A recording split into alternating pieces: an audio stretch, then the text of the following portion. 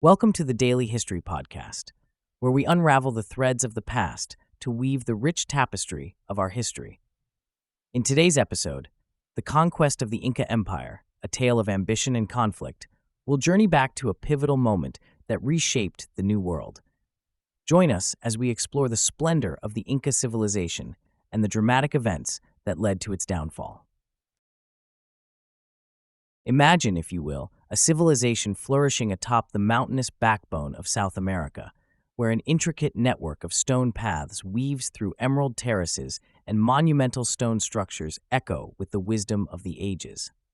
This was the Inca Empire at its zenith, a tapestry of power and sophistication that stretched from modern-day Colombia to Chile, enfolding diverse landscapes and people under one royal fabric, Tawantinsuyu, the land of the four quarters. The Inca society was a marvel of cultural and architectural sophistication. In the bustling markets of Cusco, the empire's navel, goods from distant lands exchanged hands: textiles, metals, pottery, and crops. The quipu, a unique system of knotted strings, served as a tool for accounting and storage of information, an emblem of the empire's ingenuity. Through the mastery of dry stone wall construction, the Incas sculpted citadels like Machu Picchu, which stand to this day as a testament to their engineering prowess.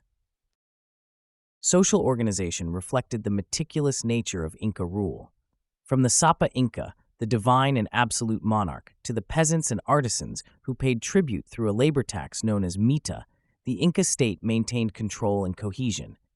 Emerald terraces carved into steep hillsides ensured agriculture could thrive, and vast road networks connected an empire, enabling rapid communication through shaskis, the swift-footed messengers. Within the empire's thriving heartbeat, vast portions of South America, from the dry Atacama Desert to the humid Amazon basin, were unified under Inca stewardship.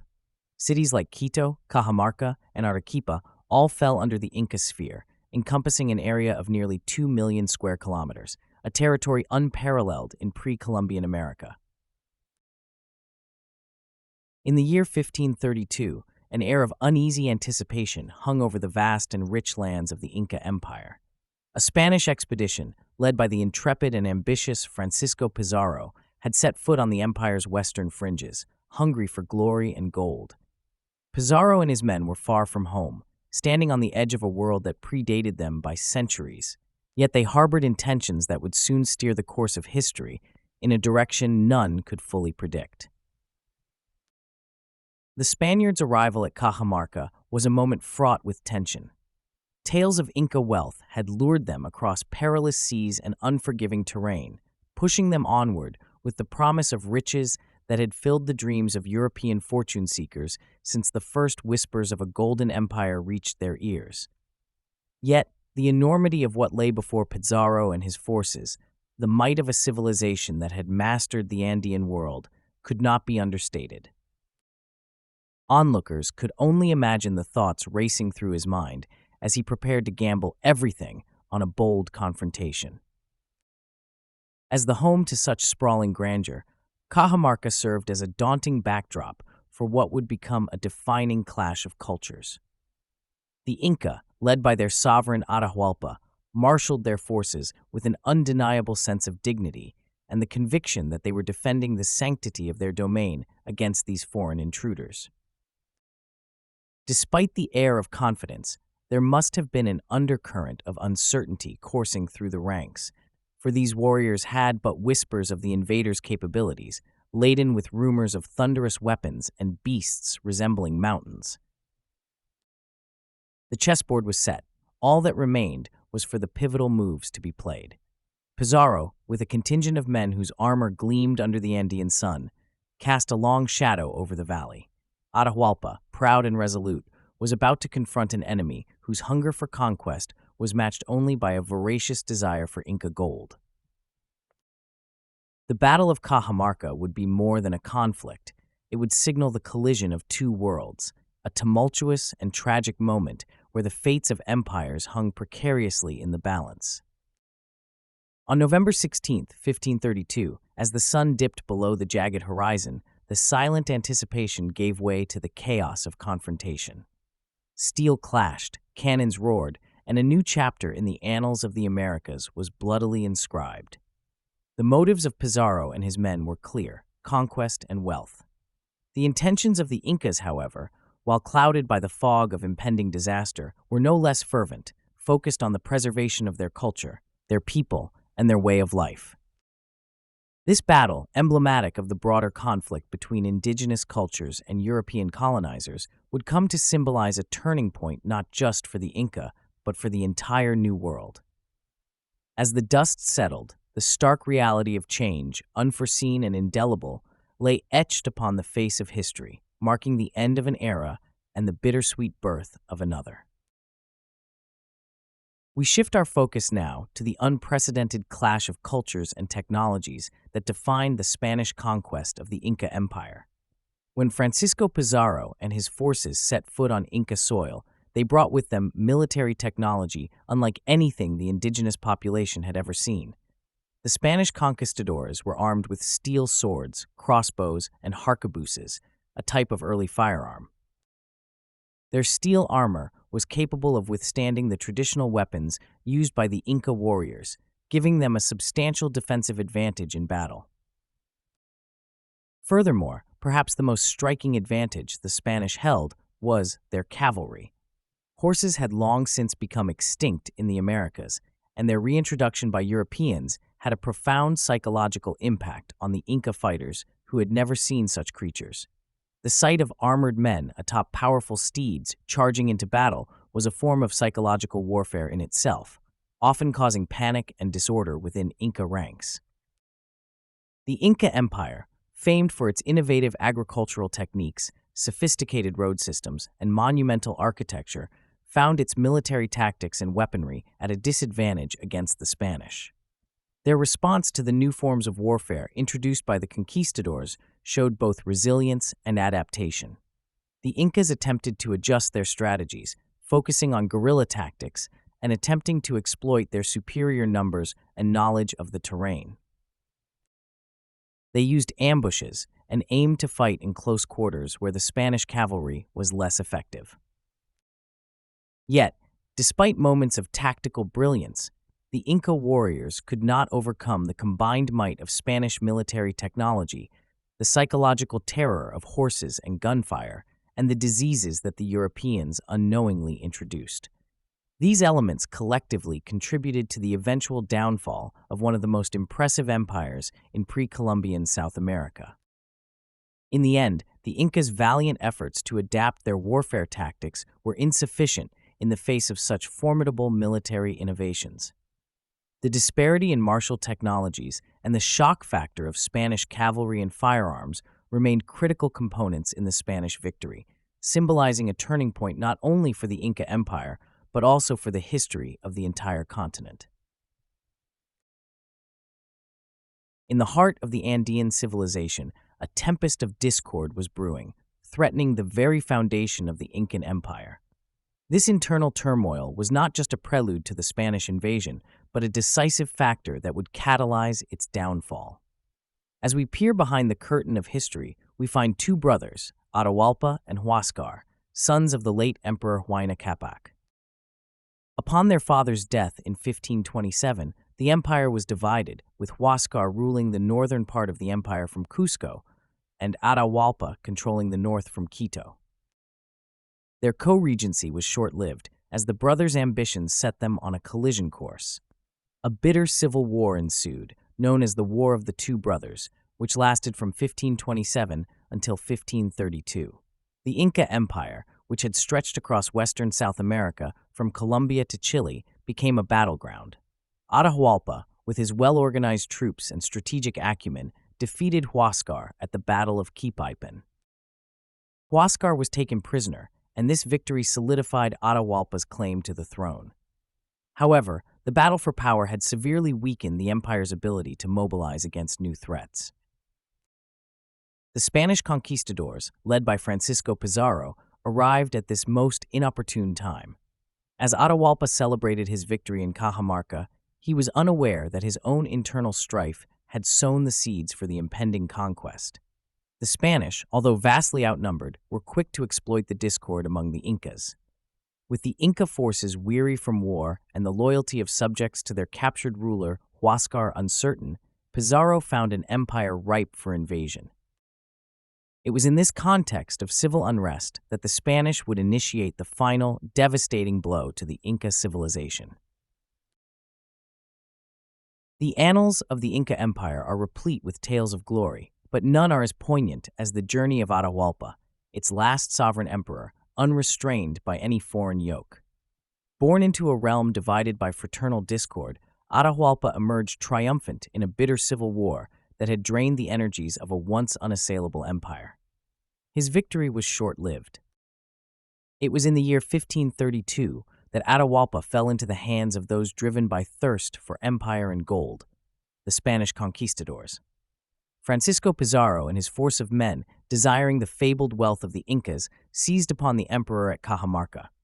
The Incan deity, once deified by his people, now found himself confined by mortal chains, an unimaginable turn of events for the holders of the Tawantinsuyu.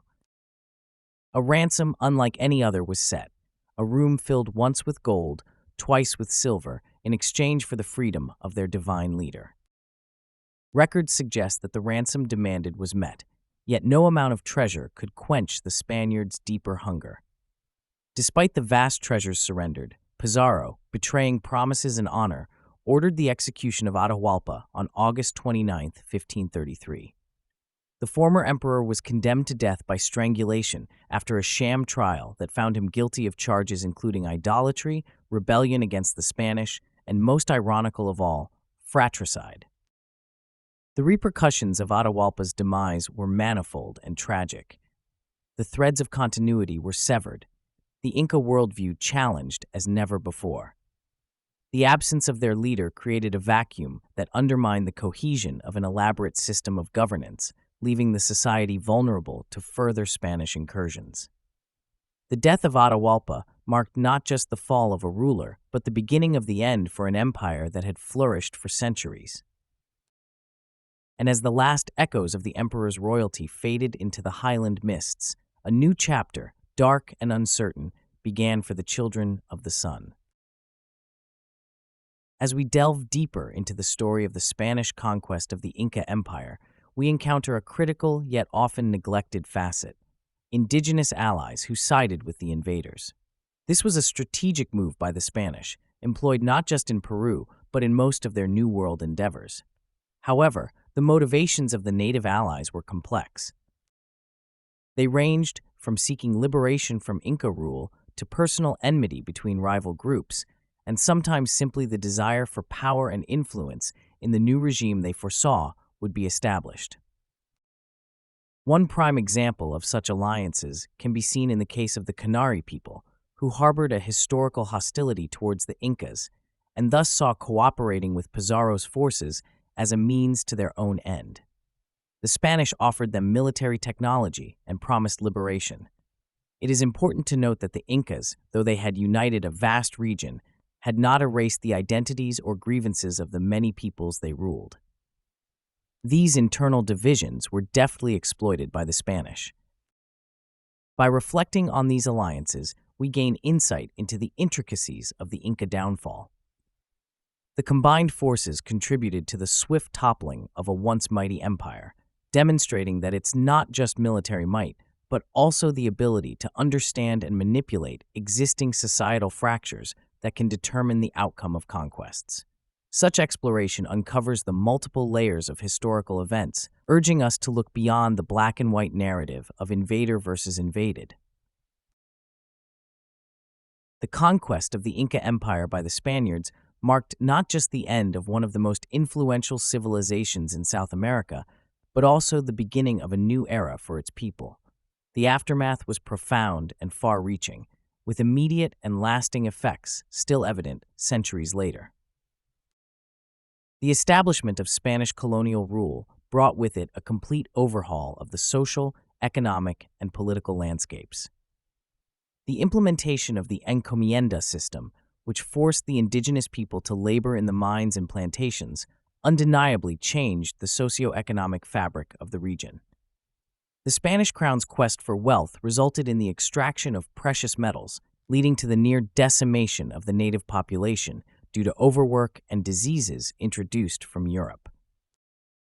Cities like Lima and Cusco became centers of Spanish administration, and with the influx of European settlers and African slaves, the cultural mosaic of the region grew ever more complex. Beyond the immediate effects, the long-term ramifications of the Spanish conquest are still discernible in the cultural and historical narrative of South America. The collision and eventual fusion of European, Native American, and African traditions created the unique tapestry that defines the continent today. Syncretism took hold in religion, language, cuisine, and art. Centuries later, the blend of these cultures gave rise to movements for independence across the continent, fueled by the ideologies brought over by the enlightened Europeans and the tireless spirit of the indigenous peoples. The legacy of the Inca Empire, though deeply wounded by the conquest, lives on in the modern expressions of South American peoples, reminding us that from the greatest devastations can arise new chapters rich with resilience and diversity. As we reach the end of our retelling of the profound events that led to the conquest of the Inca Empire, let's look back on the historical threads we've unraveled today. We've journeyed through the Incan zenith, witnessed the shockwaves from clashing worlds, and peered into the precipitous fall of a civilization facing its twilight. Each step of our tale, from the awe-inspiring scale of Incan achievements to the wrenching capture and execution of Atahualpa, shows us how empires bristle with complexities beneath the surface. We've learned of the crucial impact of internal strife, technological disparities, and the unexpected alliances that shaped the course of history. These narratives remind us not only of the fragility of human endeavors, but also of the enduring spirit of cultures that persist through time. What lessons can we draw from these echoes of the past? How does the tale of a fallen empire enlighten our understanding of the world today? As you ponder these questions, remember that history is not just about the victors or the vanquished. It's a mosaic of human experiences and perspectives. And now, with our sights set on the next chapter of history's infinite canvas, we tease the forthcoming episode where we will explore the rise and fall of the Ottoman Empire, a saga of power, innovation, and cultural intersections that continue to shape our modern landscape. Make sure to tune in, and as always, continue delving into the depths of our past to uncover the invaluable wisdom it holds. Thank you for joining us on this episode of the Daily History Podcast. We hope you've enjoyed our journey through the conquest of the Inca Empire, marked by ambition and conflict. If you liked what you heard, please subscribe to our channel. And remember, your insights are precious to us. Leave a comment below with suggestions for future episodes. The suggestion with the most likes will be strongly considered for an upcoming feature. We're grateful for your dedication to history, and until next time, keep pondering the past and its priceless stories.